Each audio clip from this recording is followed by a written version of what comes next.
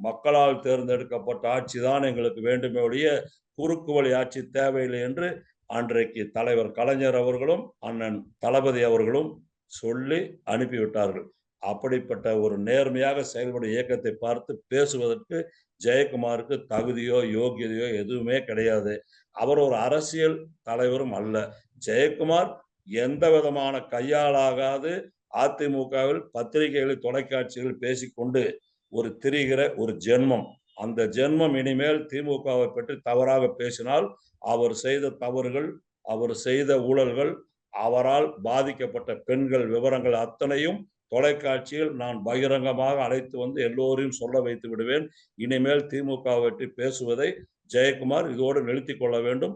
திமுக என்கிற கட்சியை பற்றி பேசுவதற்கு தகுதியில்லாத ஒரு ஜெயக்குமார் இனிமேல் வாய் அடக்கி நாவடக்கி இருக்க வேண்டும் என்று இந்த நிகழ்ச்சியின் மூலமாக எச்சரிக்கையாகவே தெரிவித்துக் கொள்கிறேன்.